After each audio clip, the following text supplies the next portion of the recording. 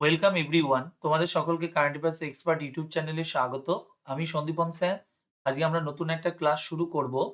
আজকে দেখো তার ফার্স্ট কোয়েশ্চেন তোমরা স্ক্রিনে দেখো, যেটা আমাদের খুব গুরুত্বপূর্ণ একটা কোয়েশ্চেন। কি বলেছে ভালো করে দেখো। বলছে, name the company that has recently launch the largest and most capable multi model artificial intelligence model called Gemini. অর্থাৎ এই যে আর্টিফিশিয়াল যে একটা মডেল, যেটার কি নাম দেয়া হয়েছে, নামটা ভালো করে দেখো। নামটা দেয়া হয়েছে জেমিনি। ওকে? তো এই যে আর্টিফিশিয়াল যে মডেল, প্রথমত এটা কারা তৈরি করেছে?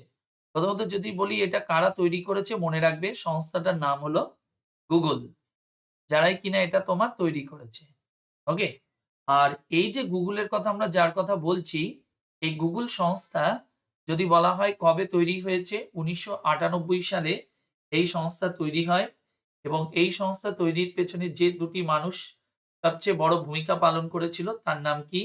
একজনের নাম মনে রাখবে ল্যারি পেজ, এবং সেকেন্ড নাম যদি বলা হয় সার্গি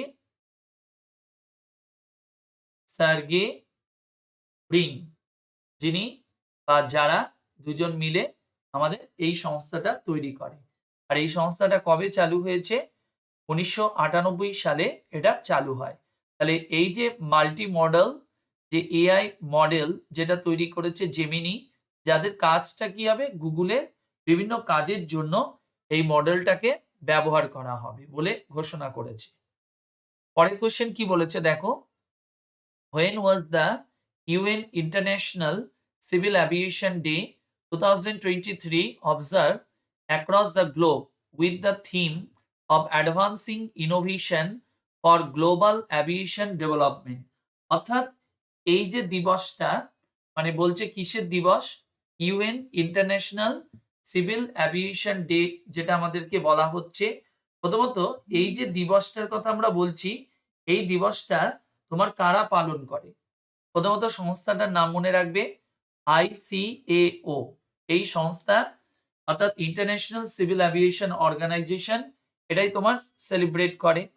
এবং এই যে দিবসটার কথা আমাদের বলা হচ্ছে, এই দিবসটা কত তারিখে পালন করা হয়? মনে রাখবে 7 ডিসেম্বর এটাকে তোমার সেলিব্রেট করা হয় প্রত্যেক বছর। পরের কোয়েশ্চেন কি বলেছে? Who has recently recognized as the Time magazine 2023 Person of the Year and became the first woman to appear twice on a Person of the Year cover? প্রথমত দেখো, এই যে টাইম ম্যাগাজিনের বিচারে বিশ্বের মধ্যে অর্থাৎ পার্সন অফ দ্য ইয়ার কে হয়েছে? প্রথমত এই যে টাইম ম্যাগাজিন, এটা যদি আমরা বলি কবে চালু হয়েছে, মনে রাখবে ১৯২৩ সালে। এটা কোথা থেকে পাবলিশড হয়? ইউএসএ থেকে পাবলিশড হয়। তাহলে আমাদের যদি বলি time person of the year হিসাবে কে হয়েছে, প্রথমত এই কোশ্চেনের উত্তরটা দিই আমরা। উত্তরটা কি হবে? Taylor Alison. Taylor Alison Swift, যিনি কিনা পার্সন অফ দ্য ইয়ার হয়েছে।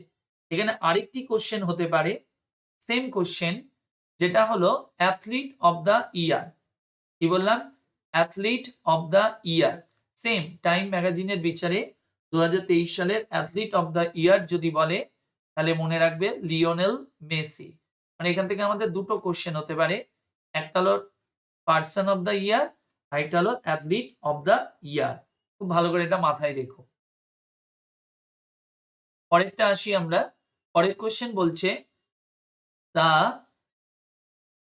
Addition of joint military exercise greenbacks 2023 between India and Vietnam কাদের মধ্যে হয়েছে? ভারত এবং ভিয়েতনামের মধ্যে এই মহড়াটা অনুষ্ঠিত হয়েছে। এবং কি বলেছে? Began at Hanoi Vietnam. এটা কোথায় হয়েছে এবারে? ভিয়েতনামের হ্যানয়তে অনুষ্ঠিত হয়েছে ডিসেম্বরে। তাহলে প্রথমত এটা কত তারিখে হয়েছে? মনে রাখবে ১১ থেকে ২৩শে ডিসেম্বর এটা আমাদের অনুষ্ঠিত হয়। আর মহড়াটার নাম কি? গ্রিনব্যাকস, অর্থাৎ ভিয়েতনাম ইন্ডিয়া বায়লাটেরাল যেটা এয়ার এক্সারসাইজ, যেটা আমাদের অনুষ্ঠিত হয়েছে। তো এই যে মহড়াটা মনে রাখবে, যেটা আমাদের জানতে চাইছে কত নাম্বার এডিশন বা এটা কত নাম্বার মহড়া। তো মনে রাখবে এটা হলো আমাদের ৪র্থ মহড়া, 4th এডিশন এই মহড়াটা। পরের কোশ্চেন আমাদের কি বলেছে? Name the company that has recently entered into an agreement with Mozambique Ports and Railway to supply 10 diesel locomotives along with incidental services. তাহলে এই মোজাম্বিক পোর্ট এবং রেলওয়ের সঙ্গে ভারতের একটি কোম্পানির মধ্যে চুক্তিবদ্ধ হয়েছে এবং যে চুক্তিবদ্ধে তাদেরকে 10 খানা ডিজেল ইঞ্জিন পাঠানো হচ্ছে, সঙ্গে আরো আনুষঙ্গিক কিছু পরিষেবা তাদেরকে দেয়া হবে এই চুক্তি অনুযায়ী। এটা কোন কোম্পানি এই চুক্তিটা করেছে? তো মনে রাখবে সেই কোম্পানিটার নামটা কি? রাইটস, যারা ভারতীয় রেলওয়ের একটি সংস্থা রাইটস লিমিটেড। রিসেন্টলি এই রাইটস লিমিটেড এবং ইরকন ইন্টারন্যাশনাল, যারা তোমার মিনি রত্ন থেকে নবরত্নে উন্নীত হয়েছে, এবং সেই রাইটস কোম্পানি বা সংস্থা এই মোজাম্বিক পোর্টস অ্যান্ড রেলওয়ের সঙ্গে চুক্তিবদ্ধ করে কিনা 10টা রেলওয়ে ইঞ্জিন এছাড়াও আনুষঙ্গিক কিছু পরিষেবা তাদেরকে প্রদান করবে, তার জন্য এই চুক্তিটা হয়েছে। আর মনে রাখবে এই চুক্তির যে ভ্যালুটা কত, মূল্যটা যেটা বলা হয়েছে, তাহলে মনে রাখবে একটা ভ্যালু বলা হচ্ছে অ্যাপ্রক্স 314.1 crore। ওকে, তাহলে আমাদের যদি বলা হয় এর মূল্যটা কত, 314.1 কোটি টাকা, যেটা তোমার এর মূল্যটা বলা হয়েছে। এরপরে আসি পরেরটায়, বলছে which bank has recently launch an exclusive savings bank account name নারী শক্তি সেভিংস অ্যাকাউন্ট। কি নাম বললাম? নারী শক্তি সেভিংস অ্যাকাউন্ট। খুব ভালো করে দেখবে, এটা কাদের জন্য? মহিলাদের জন্য এটা চালু করা হয়েছে। প্রথমত কাদের জন্য? যাদের বয়স অ্যাবাভ 18 এজ, এদের জন্য। আরো ভালো করে বললে ওম্যান এম্পাওয়ারমেন্টের ক্ষেত্রে মেয়েদের আরো শক্তিশালী মজবুত করবার জন্য ভারতবর্ষের একটি ব্যাংক এই প্রজেক্টটা চালু করেছে, অর্থাৎ মেয়েদের নামে একটা সেভিংস অ্যাকাউন্ট ওপেন করেছে।